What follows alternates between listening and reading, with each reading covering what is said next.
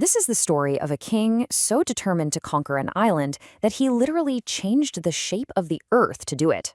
We're talking about one of the most audacious and frankly brutal engineering feats in all of military history, Alexander the Great's impossible siege of Tyre. Okay, so let's set the scene. It's 332 BC. Alexander the Great, the undisputed master of land warfare, rolls up to the coast of Phoenicia. And there, just offshore, is an enemy he can't seem to touch, the city of Tyre.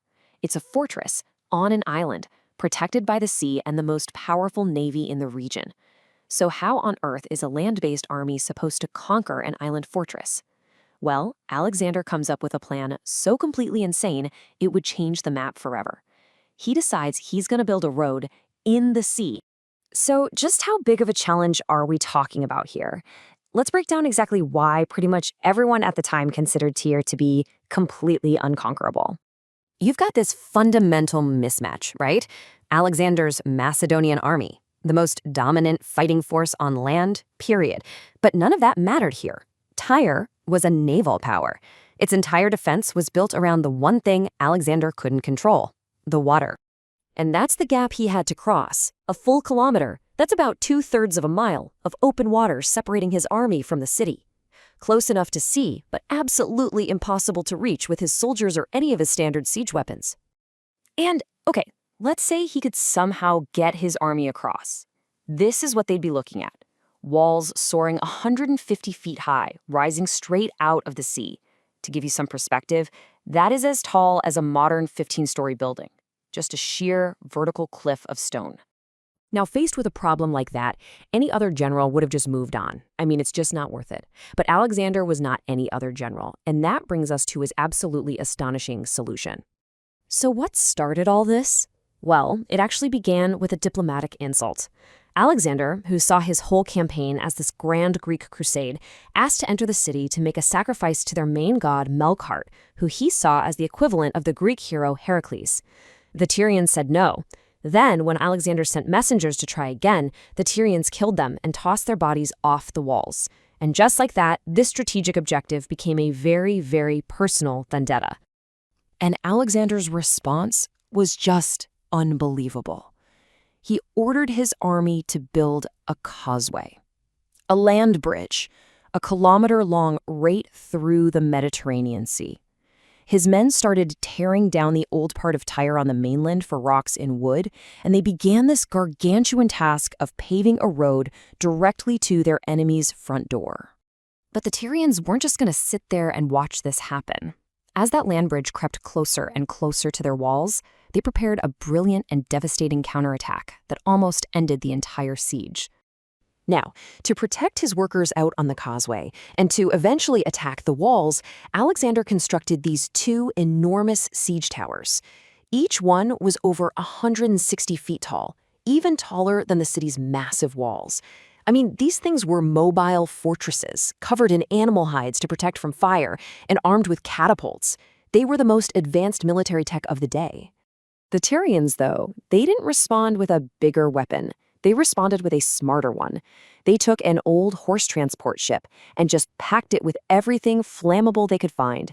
Pitch, sulfur, you name it. They basically turned it into a gigantic floating bomb.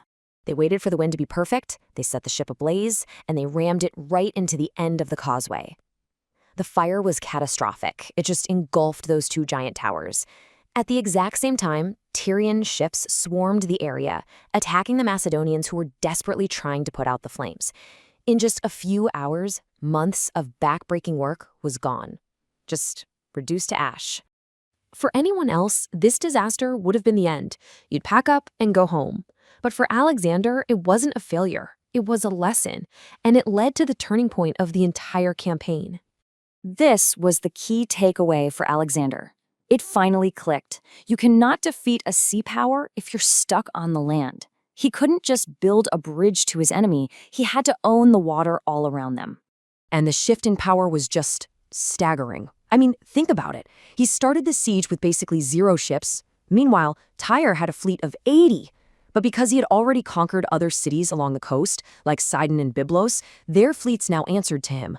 Along with ships from Cyprus, Alexander suddenly assembled a massive fleet of 223 ships. He completely flipped the script, turning Tyre's greatest strength into its biggest weakness. So now, with total control of the sea, the fate of Tyre was sealed. The final assault was a coordinated, brutal, and decisive end to this 7-month-long struggle. So here was the plan. First, his new navy blockaded Tyre's harbors, trapping their ships inside. Then, he used special crane ships to pull up all the underwater obstacles the Tyrians had laid. Finally, his ship-mounted battering rams found a weak spot on the southern wall and punched a hole through it. And who led the charge? Alexander himself, reportedly fighting from the top of a siege tower as his troops stormed the city from both the causeway and the sea at the same time. The victory was absolute, and Alexander's rage for their defiance was completely unrestrained. What happened next wasn't just a conquest, it was an annihilation. In the fighting and the immediate chaos that followed, 8,000 Tyrian civilians were slaughtered in the streets. And as a final, horrific warning to any other city that might defy him, Alexander ordered another 2,000 men of fighting age to be crucified all along the beach. The rest of them, the remaining 30,000 survivors, mostly women and children, were rounded up and sold into slavery. The once mighty city-state of Tyre was, for all intents and purposes, completely erased. But here is the most permanent legacy of the entire siege. That temporary causeway Alexander built, it was never removed. Over the centuries, sand and silt just naturally built up against it. What was once an island became a peninsula, forever connected to the mainland. It's a geographical scar left by one man's incredible will that is still there today. So that leaves us with this question, doesn't it? The Siege of Tyre is, without a doubt, one of history's greatest feats of military genius and engineering, but it's also one of its most brutal and horrifying war crimes. So how should we remember it? As a masterstroke of genius, a horrifying act of retribution, or maybe it's just a stark reminder that sometimes those two things can be one and the same.